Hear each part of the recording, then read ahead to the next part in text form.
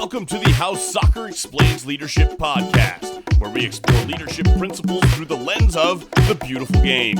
Welcome back to How Soccer Explains Leadership, where we are helping you understand life and leadership lessons that we can learn from the beautiful game. I'm Phil Dark, your host.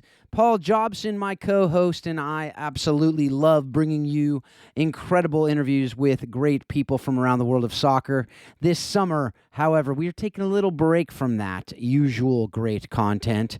We're bringing you other great content. These are actually the lost episodes of the Coaching Character podcast that I did with a good friend of mine, Coach Roz. He was an NFL player. He now runs an organization called Playmakers and doing incredible work with vulnerable kids from around the country. So we are going through that this summer just to give Paul and I a little break from the normal programming. This episode we have for you today is a really, really good conversation that we were able to have with Darrell Garrettson. He's now an offensive analyst for the University of Arizona. He has a great resume that we are going to talk about. He played some college football at Utah State and Oregon State. We're going to talk a little bit about that. We're going to talk about what it was like to play for his dad and what we can learn in that father-son coaching relationship or any parent-child coaching relationship, how we can make the most of that. We also drew out of that really good lessons for you parents out there about how you can best engage your kids after games, how you can encourage your kids, how you can hopefully spur your kids on to be better players and just better kids all around. The most important thing is how they are as human beings at the end. We also talk about life after sport and really the idea of your glory days, so to speak, are going to end at some point. So how can you prepare yourself? How can you prepare the players that you coach for that transition? We talk about all that and a little bit more in this episode. Without more from me, we're going to get to that interview right now. Welcome to Coaching Character. I'm Coach Roz, along with my partner, Coach Phil Dark, and we are excited about today's episodes. We're always excited. We get to talk to a young man that I have known since he was a kid, and his accomplishments are amazing. It is Darrell Garrettson, and Darrell is most recently been the quarterback at Oregon State. Prior to that, he was at Utah State, came from Chandler High School, and they just continue to win the state championship every year. He is coached by his dad at Chandler, Rick Garretson. And Phil, let's get going. Yeah, I'm excited too. Darrell, welcome. Thanks for having me on. Yeah, absolutely. Well, it seems like this is kind of the normal course of business here on our podcast. The Coach Roz keeps introducing to me these people who are, like part of his family. So I feel like I'm coming into family reunions. This is basically what this is, which is really cool. But Darrell, we're going to talk about a lot of cool things this morning. But one of the things that I love to hear is just, Roz just gave a little bit of your bio, but that's on paper. I'd love to hear from you. You're not quite as old as us, so you don't have as much story, but you still have a cool story. So I love just hearing your story. Just what makes you, how'd you get to be where you are today, and you've had quite a lot of pretty amazing experiences that not many people get to experience. So can you tell us about that? Yeah, so I was born and raised in Southern California. I was born in Fullerton and lived in Anaheim Hills till I was about 11 years old. Obviously, I'm the product of a coach's son. So my dad, for as long as I've been alive, he's been coaching high school football. I've been around it for literally since I was born. My dad coached at Servite High School from 1989 to 2004, and he was the offensive coordinator there starting in, I believe, in 1991, and then kind of carried his career through on out there. And I was always around sports. I was always around football. My my family background, so to speak, is also in the NBA and in basketball as well, with my uncle and my grandfather that I'm named after. But I was kind of brought up in all three sports, football, baseball, and basketball. I was a well-rounded athlete and didn't really start specializing, quote unquote, in football until really I was in 8th grade, when I kind of made the decision that I really wanted to play football. And in 8th grade in 2005, and rewind that, in 2005 when I was 11, we moved to Chandler, Arizona, or Gilbert, Arizona, where I came out here, and that was my first experience of actually being coached by my dad. which was the greatest thing I could have ever done was finally opening up and asking my dad to coach me like one of his certified football players that, he was always producing and stuff like that. So once that kind of happened, it took off from there. Me and my dad developed a great relationship, and, we had a really good relationship throughout that time. And even through high school, when he coached me in high school, he was only my position coach 1 year in high school, my senior year.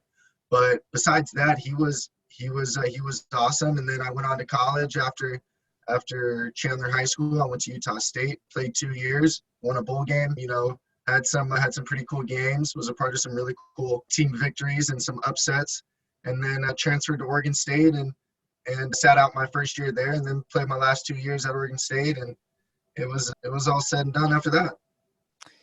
So a couple things there. First of all, I'm really feeling old right now. I'm not going to lie, because you're talking about your dad coaching at Servite while I was at Mission Viejo High School, and you weren't even born. So that's pretty fantastic, first of all. But secondly, you talk really about being coached by your dad. I had the pleasure and privilege of being coached by my dad. He wasn't quite the stalwart coach that your dad is, but my dad coached me growing up playing soccer, and I cherish those memories with my dad, and it sounds like you do as well. But, we all know, though, and I know just being coached by my dad a little bit, I know coaching my daughter in soccer and some of my other kids as well, that it's not all there are some cons to being coached by your parent as well. So I just love for you to talk about a little bit here, some of the advantages and the disadvantages, really, the pros and cons of being coached by your dad from your perspective as the son. Well, being coached by my dad was one of the best things I could have ever let happen, so to speak. My dad wasn't necessarily one of those guys that was always pushing on me to do something. My dad was very receptive and very, if he wants to do it, he'll come to me and he'll make that decision himself. And I did, when right before we moved to Arizona, I went up to my dad and I finally asked, this is right when I turned 11. And I told him, I said, hey, I want you to coach me like you do your Servite quarterbacks. And my dad was kind of shocked a little bit. But he was like, all right, if that's what you want to do, I'm going to treat you how I treat my quarterbacks. I'm not going to treat you how I treat you because you're my son. Now, obviously, as time developed, I was held at a higher standard playing and obviously knowing the offense and all that type of stuff with my dad as a coach. But that's just how he, came across to me, as far as just hold yourself to a higher standard than a lot of other people, because you're going to have a lot more eyes on you. Your dad's a coach. You're playing quarterback. The first thing people are going to sit there and say is, oh, well, that's just daddy ball. So the only thing you can do to get out of that daddy ball conversation is to be a really good player. And that was one of those things that whatever sport I was in, I always pushed myself to be the best. And that's just because that's how I was taught. That came from not only my dad, but my mom and, people that were surrounded me. It was always, if you're going to do something, be the best at it. So, but, like I said, there also are, those are a lot of pros to it, but there's also cons to it. I know a lot of kids feel too much pressure when their parents are coaching. And that's something that can happen. That's something that happened a little bit, not so much with my dad, because whenever I was being coached by my dad, I felt like I had all the confidence in the world because I had my dad coaching me, and I felt as if I wouldn't be steered down a bad path. So it was one of those things, there's a lot of things that go into the father and the son coaching relationship, and it can be tough. And there's going to be days where you're going to yell and scream at each other. There's going to be days where you laugh and you throw an arm around each other and you can't believe what you just did, and the amount of success that you have is ultimately shared because, they're putting in just amount of time as you are. I mean, they got to take you to the field. They got to drop you off. They got to sit and wait and watch, so they're a part of the process as well. And I think that was the great part that me and my dad were able to build that separated us, I think, from having that toxic relationship between between father and son and coach and player, was the fact that my dad did a really good job of not taking football home. Whenever we got home, football was left at football. And if football did get brought up, it was by me. It was never by my dad. My dad was a real big stickler on that. Personally, I think my mom was a real big stickler on him about being like that. But also it was one of those deals where I think he did a great job at that. And I know that's sometimes very, very hard to do for some parents and dads and kids. So, but me and my dad had a lot of communication. We talked a lot. We always talked a lot. There'd be days where I'd be crying and he'd be ripping me, and you'd have to finally have those feelings come out of, hey, am I being too hard on you? Yeah, you know what, Dad, you are. You're going a little overboard on this one, and he would reel it back. So there was a lot of communication, looking back on it now, between me and my dad that really developed that relationship and turned it to what it became. So, Darrell, let me rewind for just a second. Visualize yourself at a coaching clinic for youth coaches, which hopefully you will be. What I heard you say, and would these be two of the bullet points where it doesn't work, is when pressure is applied by coach to the kid at a level that is not healthy. Is that a bullet point? Correct. And I think you can see that in the parent as well. Parents are watching other parents too. That's the one thing I think coaches seem to forget about sometimes is, parents do watch other parents as well. And sometimes you see, hey, that dad wants it more than the kid. Yep. And that kind of is the boundary that you gotta walk of, hey, am I pushing my kid or do I want it? And I think that that's a hard line to teeter, so to speak, for certain people. And it's one of those things where you gotta feel things out, and you gotta understand where people are at. You have to communicate. I think that was, looking back on it, the best thing that me and my dad did was plain and simple communicate. Well, and the second point that I heard was leave it on the field. It ends at the field. And again, I'm picturing us in a clinic setting of how many youth coaches, if they'll be really, really transparent, I'm going to push my kid harder because I believe he's got the ability and I believe he can play at the next level. And how do you really, really separate that? So one, there's going to be a great deal of coaches that are going to naturally push their kids harder. Darrell's saying, and then number two, you got to leave it on the field. So that, I'm hoping those are takeaways. Those are takeaways. Phil? Oh, one more thing I got to rewind on, really important. Now I'm interviewing you. I hear about the legend, Darrell, of Mission Viejo. Now, correct me if I'm wrong. That's a bunch of spoiled kids that get driven to school daily, isn't it? Tell me, all I'm getting is one perspective of Mission Viejo. I think he's asking you a question there, Yeah, Darrell. yeah, Darrell. You're asking me. Swear me away on Mission Viejo, Yes, Darrell. yes, but Yeah, tell. Well, I tell haven't the been world around there. what- I haven't been around there in a while, but back in the day, Mission Viejo, yeah, they were. Now, Mission Viejo also is a public school, so they're kind of separated from the the Santa Margaritas and the J Sarahs down there and the Tesoros and all that. They're a little bit separated from that area. You got I would say them and San Clemente are kind of their kind of the same entity, so to speak, where it's a public school, but they got a little money. Yeah, it's private school mentality, right? Entitlement, all that. let's say it's a lot like Folsom High. It's basically the same community in Southern Cal, but actually back then, right before you were leaving, or actually before you were born, actually is when, and then right before you were leaving is when Mission Viejo was the powerhouse and really the dynasties. So it was when my brother was playing there, and then kind of Sanchez and all Tadman and all those guys who came through the early 2000s.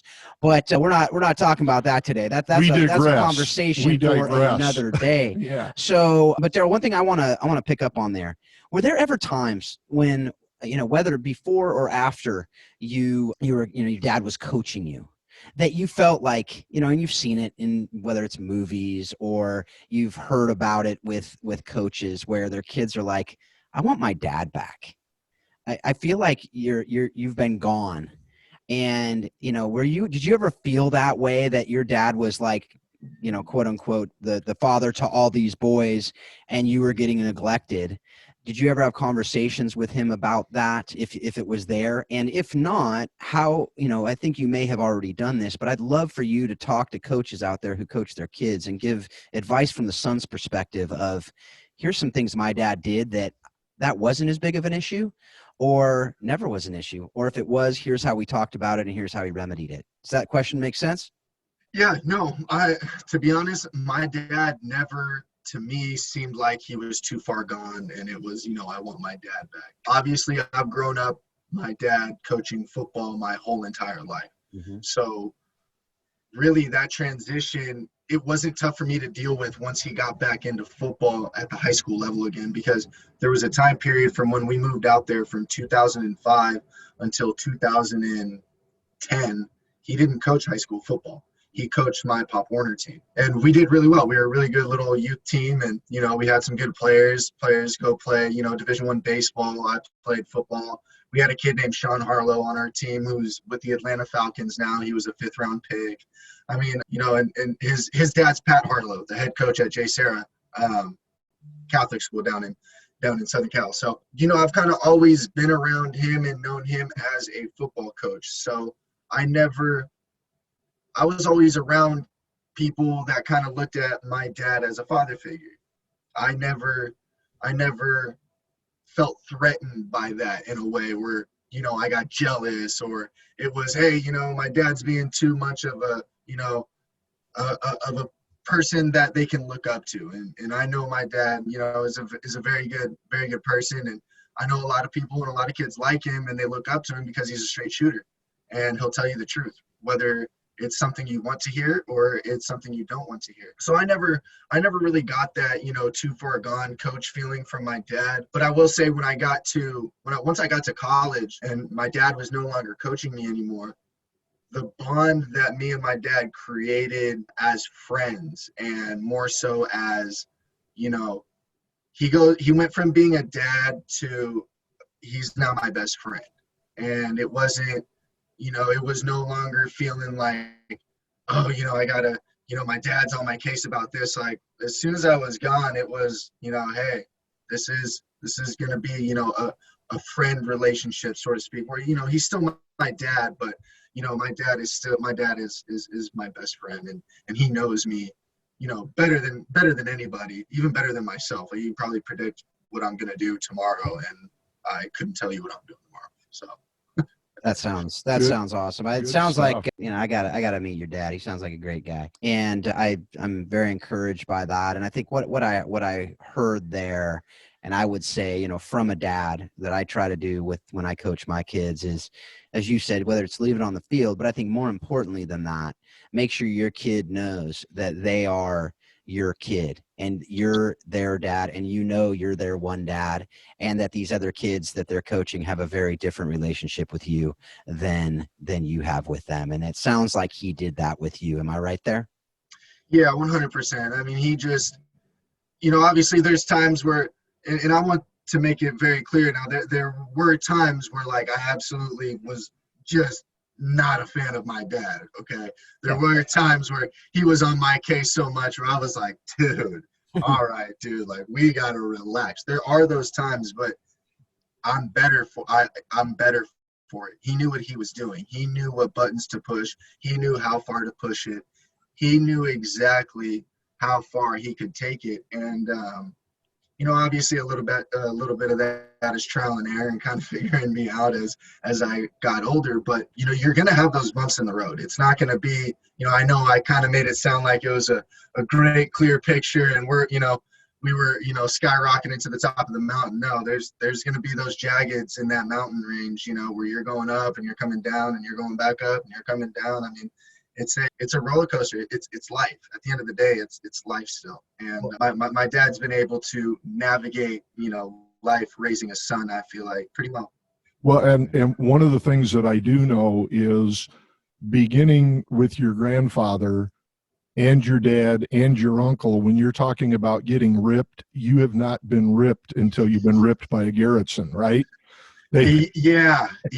Especially the OG, Darrell Garrettson, the first one.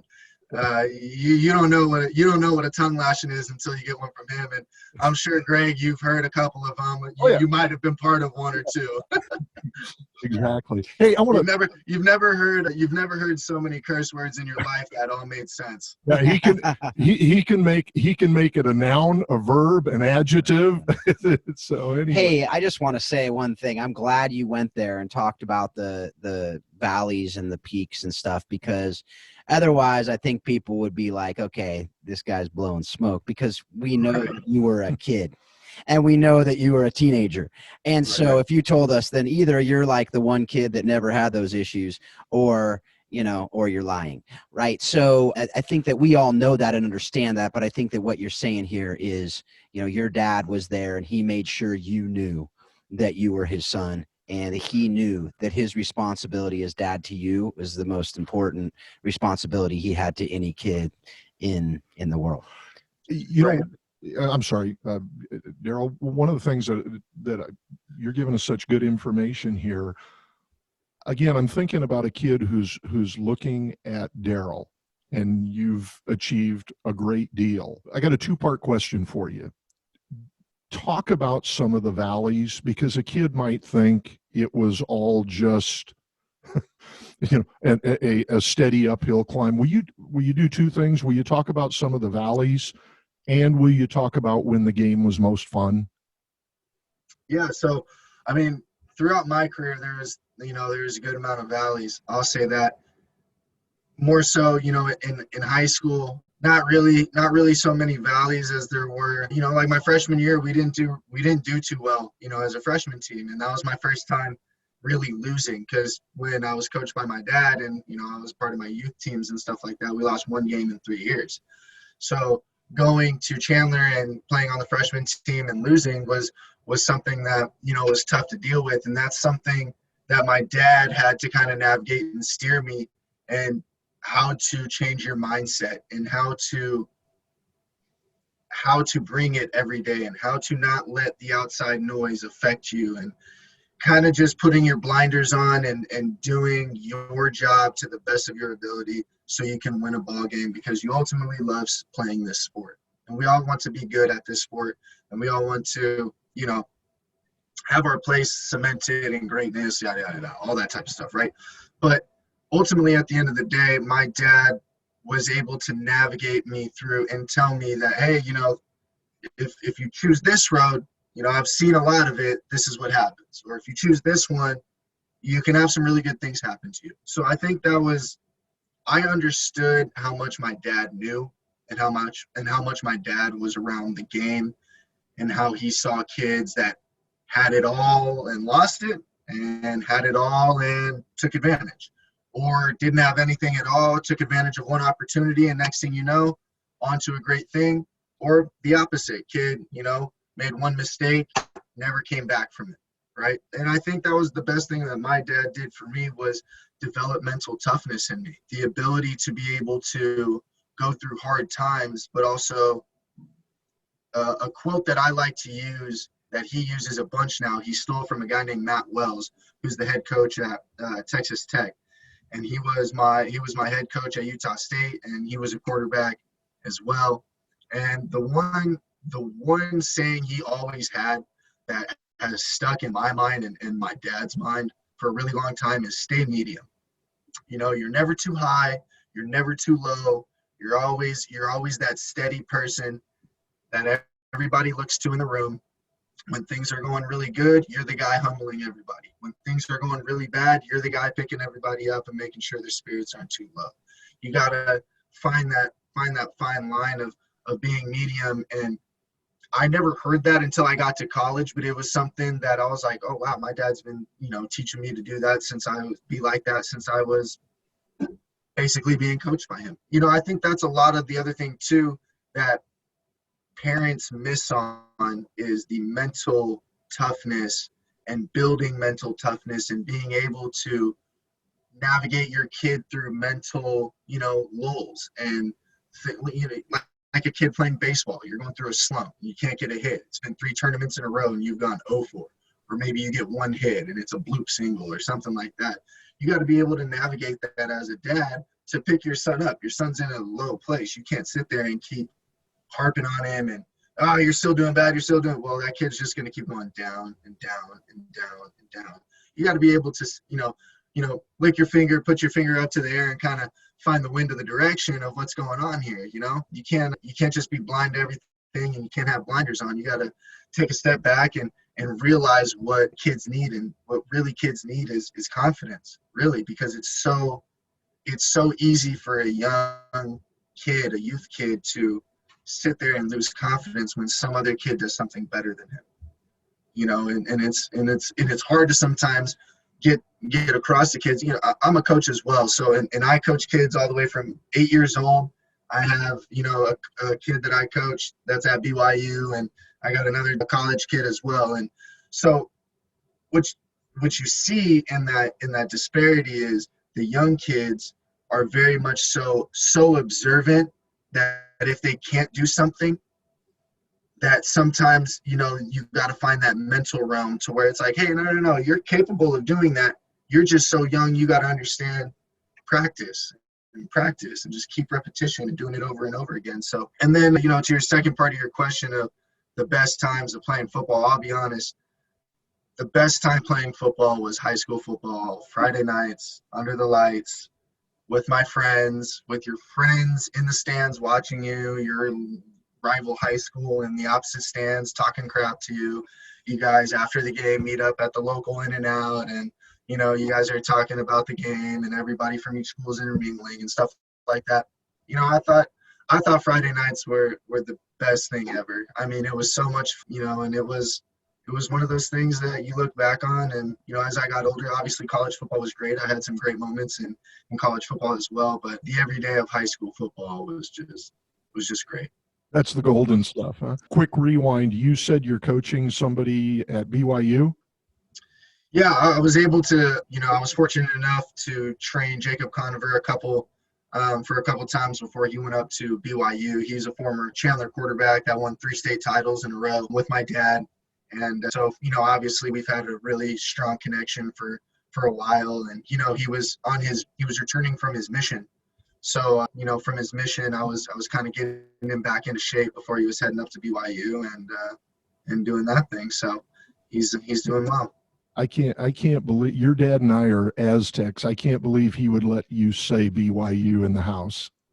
Well, hey, remember, I also didn't like BYU either. All right, I was up there in Logan. You either, huh? and we came down and we had to set things straight for the record books. But BYU is wherever my kids that I coach go, I'm a huge fan. Gotcha. All right, this is cool. So one of the things that you talked about, and I think even talking about, you now are coaching people who are playing at the college level, at the D1 level. So you play D1, and when you play D1, presumably you have the hopes of going to the next level from there, right? You want to go to the NFL, and I know that you had those hopes and dreams, and I know that a lot of other people have those hopes and dreams. So, but I also know that when you are coaching someone who has that potential talent, you're really pushing them to get there, right? Because they want to get there, and what it takes to get there. But I think what happens, though, also is the flip side of that is when you don't get there, it could be a real low, and it usually is, right? For the people who are just on the cusp, as I've talked to Roz about, it's easier when you stink and you're not close to going. Right. But when you're on that cusp and you're like, I'm this close, I can taste it. What would you, and it's a fine line, right? You don't want to talk about that side of things and have people get bummed out and not push harder. But at the same time, what do you think coaches can do to prepare the kids that they're coaching and the young men that they're coaching for, that unknown part of it, that you might not make it? And here's what that looks like, or is it just something that you have to deal with and talk about it after the fact? What do you think about that, and what would you recommend for coaches, and what would you think about with your players that you're coaching? I mean, the first thing I would say is, I would always have a plan, and guys used to say this all the time when they would come back and talk to us at Oregon State and Utah State. It was, hey guys, football's not forever. You guys got to make sure you have a plan. You got to make sure you have a plan. And, for a while, you kind of just blow them off. And I'll be honest, for a while, you kind of just sit there, you're like, all right, guys, whatever. I'm going to keep playing football. You feel invincible. You really do. And it's a humbling experience, I'll tell you. But the one thing that, I have told my guys, it's network, right? Network as much as you can while you're in college. Network as much as you can wherever you go. It doesn't matter. Network and treat everybody the same. Don't treat someone extra special because, their dad is such and such who's a CEO. Or don't, you got to treat everybody the same, because you want people to have the same rapport, when they talk to you, because you never know. You might network with person A and person W. They somehow know each other because they bumped into each other at a run-in. And, hey, Darrell Garrettson. Yeah, I know Darrell. Darrell's awesome. Oh, I've heard nothing but great things. I've heard, I've had great experiences with him too. Oh, and now all of a sudden they're talking about you, and next thing you know, you could be landing a job opportunity just out of the blue like that. And it happens like that. So, I always tell guys, network as much as you can. Go to those networking events that schools set up. I know a lot of colleges now, especially football programs, they're doing a lot better job. I know specifically Oregon State has a financial literacy thing that they're doing with their guys, which I think is absolutely fantastic. I think that's something that is clearly missed in the sport world, talking about money, because it seems like all professional athletes tend to just and blow all their money. So, they've done a great job with that, and really just having a plan and making sure you're studying what you want to study, because at the end of the day, what you study has to go into a field that, you think you can get into and work. So it's an interesting feeling. There is a very low valley. I will say that. I was fortunate enough to be blessed with an opportunity to go work with a guy named Rudy Carpenter, who has a sports management company.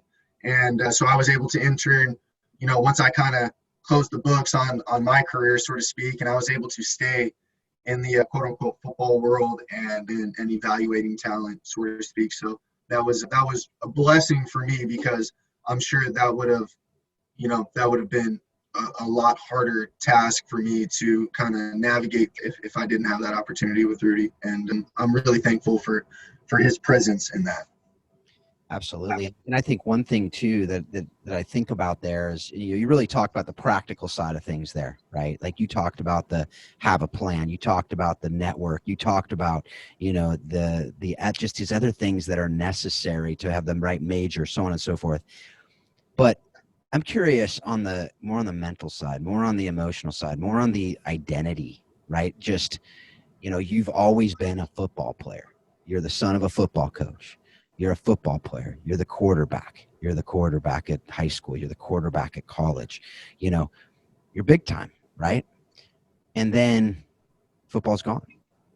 Now, I mean, obviously you're working still in the game, but you were that was. What would you say as far as that goes, as far as that side of it, as far as the identity, as far as the difficulty there? How would you, what advice would you give someone as their, Roz went through it as well, right? I mean, he went to the dance for a year, and so then it's gone. And so what would you talk about with someone as you're talking with them and they say, well, what advice would you give on that identity side of things? On the identity side of things, it is tough. And that's something I definitely went through for sure, was the fact of, okay, I'm no longer a starting quarterback. I'm no longer a quote unquote football player training, to go somewhere to try to get a chance or get a shot. It's tough. It's hard to navigate. But if there was one thing that, I kind of look back on and think about is, don't take yourself too seriously. Don't think you're, this, a person that life can't happen to. Life is going to get you one way or another. And there's something to be said, about, kind of taking your blessings and understanding, where good things have happened, where bad things have happened, and, kind of enjoying the journey, or when it's at its end, being able to look back and, hey, I was able to accomplish a lot of great things in life.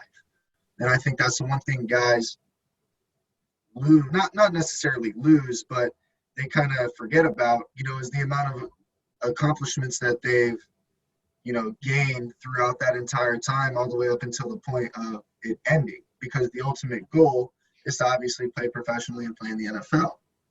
And, when that doesn't happen, a lot of guys are, mission failed. And my life was nothing. And my life was not, it wasn't worth it. I spent this amount of years of my life trying to make it to somewhere where I didn't make it. Instead of, being able to look back and go, okay, well, wait a minute. I was actually able to accomplish some great things. I was actually able to have a great effect on people's lives that were close to me. It's always nice, when you get a text from, an old teammate or an old coach or an old recruiting coordinator or somebody that liked you so much that they just wanted to see how you're doing. And, being able to have that, looking back and being able to see that I had an impact on somebody like that, where I was a good person in the building, that they liked me enough to reach out 2.5 years later without any type of conversation and just saying, hey, how are you doing? I hope everything's good for you. Hey, I just want to let you know, like, I really do thank you, for the way, for the person that you are and the way that you were here. And, that was one thing that was kind of cool looking back, and kind of the cool thing about social media, even though there's a lot of bad things about it. The good thing about it is the ability to be able to connect with people you would never connect with in your entire life. And, sometimes being able to hear those stories and see those stories and read those stories about, how you made someone feel, or, the things you were able to, the passion you were able to give somebody during your time there and stuff like that. And how they look at you as, hey, I just want to thank you for all the time that you put in and stuff like that. So it's always nice that, there are people out there in the world that do thank you for, the things that you've done and stuff like that. So I think just understanding that, you do have an impact on people. And sometimes it's nice to just look back and realize, okay, hey, this may not be a feel-good moment right now, but look at all these feel-good moments that I was able to create during my time there. Yeah, no, and what I hear you saying there, and this is what I would say for coaches to hear in that, which I think is the brilliant point out of that, which is the idea of the journey is the destination. The idea that enjoy the journey, to not, and even you saying you played in college, you played in D1. And what did you say? Your favorite time playing was high school with your buddies. Like, as high school quarterbacks, as high school players, don't miss the moment. Don't miss the journey. You are experiencing amazing, awesome things. And I feel like I'm saying this during COVID, where a lot of people aren't playing right now, so it might frustrate them more because we are missing a lot going on right now. But I think that there are those moments that you will miss if all you're doing is looking to the future. And I think that goes to anything we're doing outside of sports, in sports, everything, right?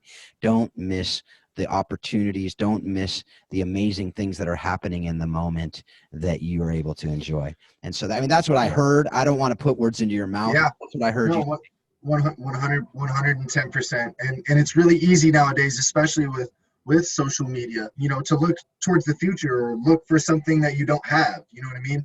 Mm-hmm. It's very easy to do that now. So, it's just, you just got to be reminded, hey, remember where you're at. Enjoy this moment, because these moments don't last forever. They just don't. Well, and what I heard you say, Darrell, is whether it's social media or whatever, relationships. And that kind of brings us to your dad and I have got over a 40-year relationship. So I was in his wedding. I remember the day that you were born. So he and I have a relationship through, the most wonderful game that God put on the face of the earth. And that to me, looking back on it, I can't remember who we beat and who we didn't beat. Those things fade, but the relationships through the game are unbelievable. Darrell, we could talk with you, particularly with you, for hours, and I hope you'll come back. I know Phil is totally overwhelmed that he's getting to sit with two quarterbacks. It's all spiritual experience for him. So good to talk to you. We are so proud of you. All of your accomplishments. It's just fun to see all of the great things that are happening to you. So best of luck to you. Tell the old man that I said hey, and I will be there soon. Phil, wrap us up. Yeah, thanks a lot, Darrell. This was fantastic. Lots of great. Hopefully, folks out there. I mean, if whether you coach your kids or not, I know that there's just a lot of really good advice in this episode.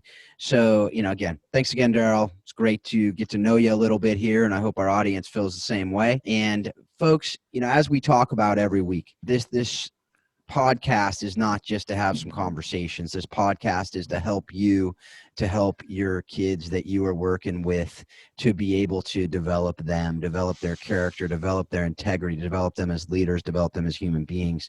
And you have such an amazing, amazing privilege to be able to build into the kids that are in your midst. And so, if this is helping you, share it with others to help, to hopefully be able to help them as well. Anyone that you think can benefit from this podcast, share it with them. Also, follow us on social media. It's just something that, as we know, as Darrell talked about, it helps get it out there. Rate and review the podcast. Subscribe if you haven't done so already. But most importantly, take what you're learning in this podcast and use it to help you, to help those children in your midst to be better in everything that they do. Folks, as I talked about last week, this interview is an example why I just did not want these episodes of the Coaching Character podcast to just sit in Dropbox somewhere and never be heard by people, because there is so much good stuff in them. There's these great lessons that I knew that I loved learning, and I knew you would enjoy learning them as well. And so I do hope that you engage the conversation, that you share this with other people. You share the past How Soccer Explains Leadership episodes. If you want to go back and listen to all those past episodes this summer, those that you've missed, some you want to listen to again, I encourage you to do that as well. In addition to, don't skip over these Coaching Character episodes just because it says a different title of a podcast. I wouldn't share it with you if I didn't think you could learn, and that's why we are sharing these with you. They have similar principles that we are talking about in How Soccer Explains Leadership, even though it isn't the real football. It's this other American football thing that we're talking about. We can learn from that sport as well. So I hope that you did learn from that today, and you've also learned from the other episodes we've shared this summer. There's a few more that we have before we're going to be kicking off the next season of How Soccer Explains Leadership, which will likely be in late August, early September. I'm not going to make any promises about the exact date because I'm not sure. We want to make sure it's ready with great content before we get it out there. So until then, remember that you can check out all the past episodes, as I just mentioned. You can check out warriorwaysoccer.com to read about and find out about what Marcy and Paul are doing with that great ministry. You can check out coachingthebiggergame.com to see what Christian DeVries and I are doing. You can go to providenceworld.com to see the work that I do with orphan and vulnerable children around the world using sport to connect with them. And you know what, folks? I just hope that you're taking what you're learning from this show and you're using it to help you be a better leader, a better coach, a better parent, a better spouse. And you're continually reminding yourself that soccer does explain life and leadership. Thanks a lot. Have a great week.